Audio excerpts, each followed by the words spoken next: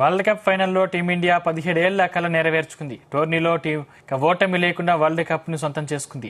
Allrounder ప్రదర్శనతో అదరగొట్టి ఔరా అనిపించింది. అయితే ప్రపంచ కప్ నెగ్గిన భారత్ కు భారీగా ప్రైజ్ మనీ దక్కింది.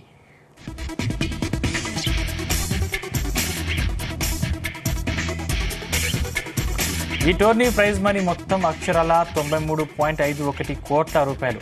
టీ20 వరల్డ్ కప్ చరిత్రలోనే ఈ ప్రైజ్ మనీ అత్యధికం. గెలిచిన జట్టుకు 20.3 కోట్ల రూపాయలు అందుకోనుంది. రన్నరప్ గా నిలిచిన జట్టుకు 10.64 కోట్ల రూపాయలు దక్కనున్నాయి.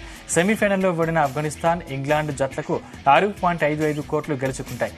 సూపర్ 8 దశతో సరిపెట్టుకున్న ఆస్ట్రేలియా, బంగ్లాదేశ్, వెస్టిండీస్, అమెరికా జట్లకు 3.18 కోట్ల రూపాయలు లభిస్తాయి.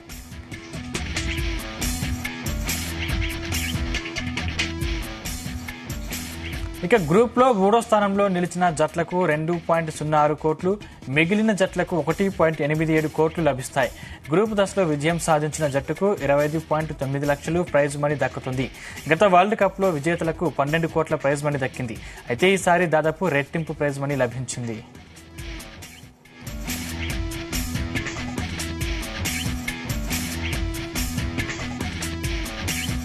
ఏం చెప్తున్నావు, నేనేం చెప్తున్నా?